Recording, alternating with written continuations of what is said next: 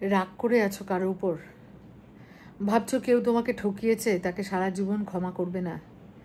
কেউ তোমার সঙ্গে বিশ্বাসঘাতকতা করেছে, তার মুখ দেখছো না।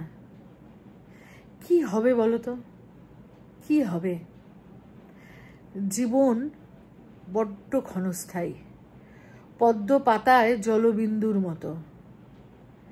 এই আছে, এই নেই। কি হবে এই রাগ পুষে রেখে? কি হবে অভিমান পুষে রেখে?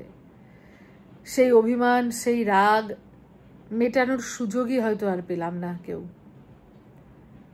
যার উপর রাগ করে আছি, একদিন হয়তো সে চলে গেল, তখন মনের মধ্যে আফসোস হবে না যে তাকে ক্ষমা করে দিলে ভালো হতো? আফসোস হবে। হয়তো কাউকে দুঃখিত বলা বাকি রয়ে গেছে, কাউকে সরি বলা বাকি রয়ে গেছে, কারো কাছে ক্ষমা চাওয়া বাকি রয়ে গেছে। এই বেলা চেয়ে ফেলো। কে বলতে পারে এর পরের মুহূর্ত বেঁচে থাকবো কিনা? এই যে আহমেদাবাদের প্লেন ক্র্যাশের ঘটনা আমাদেরকে যেন আরও একবার মনে করিয়ে দিল যে আমাদের এই জীবনটা অত্যন্ত ক্ষণস্থায়ী, আমাদের এই শ্বাস অতীব চঞ্চল। কখন যে সেটা নিভে যাবে, কখন যে বন্ধ হয়ে যাবে, আমরা কেউ জানি না। এই যে দেখো 243 জন লোক, সবাই কিছু না কিছু স্বপ্ন, কিছু না কিছু আশা নিয়ে প্লেনে উঠেছিল। কারো মনে স্বপ্ন ছিল লন্ডনে গিয়ে নিজের জীবন নতুনভাবে সেটেল করবে। কেউ হয়তো ভাবছিল যে লন্ডনে গিয়ে যে প্রিয় বন্ধুর সঙ্গে বহুদিন কথা হয়নি তার সঙ্গে কথা হবে। কারো হয়তো ক্ষমা চাওয়া বাকি থেকে গেল, কারো হয়তো ক্ষমা করা বাকি থেকে গেল। কত লোকের কত স্বপ্ন বাকি থেকে গেল। এর মধ্যে সবচেয়ে কষ্টকর কি জানো?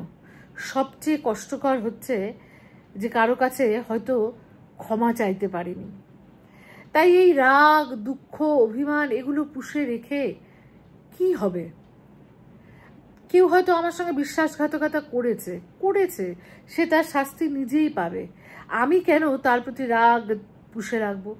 তাকে যদি ক্ষমা আমি করতে পারি, এটা আমার জন্য ভালো, ওর জন্য নয়, ওর কথা চিন্তা করেও নয়, আমার নিজের কথা চিন্তা করেই তাকে ক্ষমা করে দেওয়া দরকার। কেউ আমার সঙ্গে খারাপ ব্যবহার করেছে, কেউ আমার সঙ্গে খারাপ কথা বলেছে, আমাকে ক্ষমা করে দাও। সবাইকে ক্ষমা করে দাও, দেখবে নিজের মধ্যেই একটা অদ্ভুত প্রশান্তি আছে। এই ক্ষণস্থায়ী জীবন যেখানে প্রতি পদক্ষেপে মৃত্যুর হাতছানি, প্রত্যেক পদক্ষেপে মৃত্যুর হাতছানি, সেখানে এই অভিমানগুলো, এই রাগ, এই অভিমান, এই হিংসে পুষে রেখে কি লাভ বলো তো? কোনো লাভ নেই।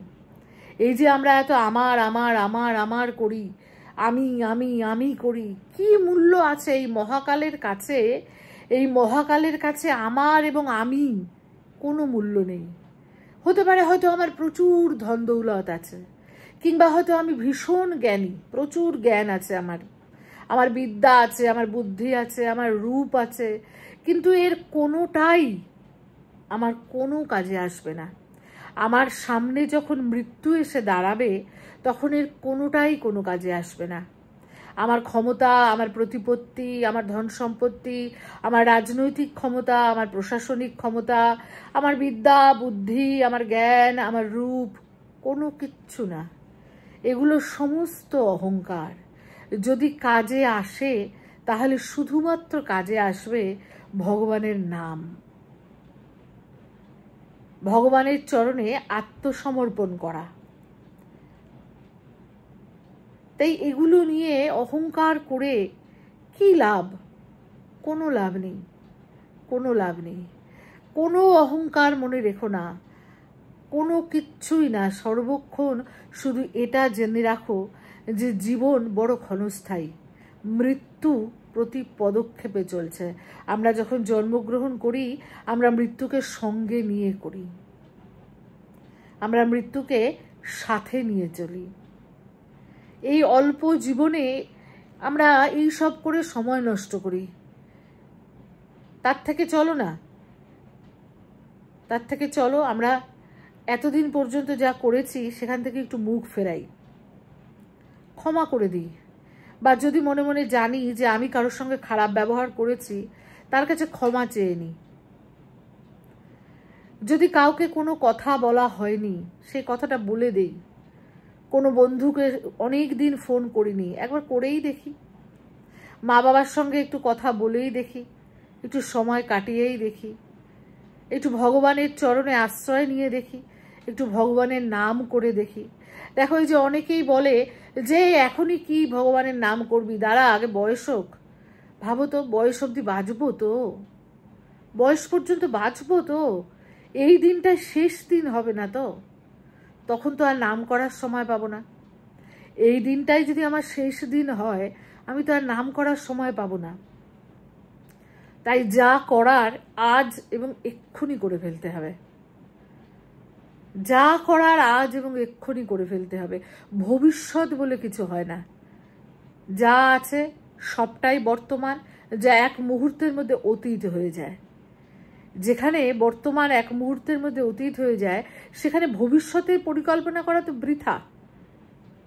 60 বছর পরে গিয়ে আমি চাকরি থেকে রিটায়ার করব, তখন আমার এই জমানো টাকা থাকবে, সেই টাকা দিয়ে আমি তীর্থস্থানে ঘুরে বেড়াবো, তখন আমি নাম নেব, তখন আমি দীক্ষা নেব, তখন আমি নাম করব। আমি বাঁচবো তো 60 বছর পর্যন্ত? 60 বছর পর্যন্ত আমি বাঁচবো তো?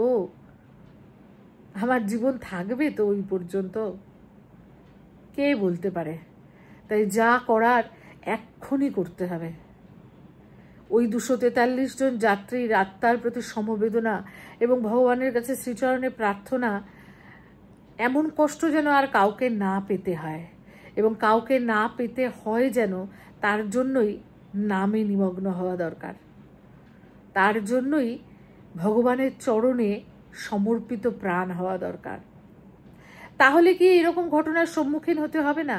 হ্যাঁ, হয়তো হবে, হয়তো হবে, হয়তো হলে মিরাকেলও হতে পারে। আমার সঙ্গে যে মিরাকেল ঘটবে না তাই কে জানতে পারে। কিংবা ধরো এইরকম হয়তো হতে পারে, হয়তো নিকট আত্মীয়, নিকট বন্ধুর মৃত্যু সংবাদ সহ্য করতে হতে পারে, কিন্তু সেই সহ্য শক্তিটা, সহ্য করার ক্ষমতাটা আমার জন্মে যাবে।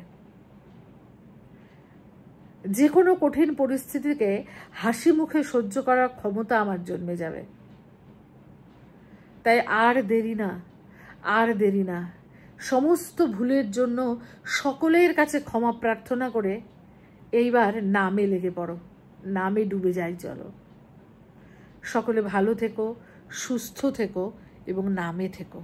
জয় নিতাই, জয় গৌর।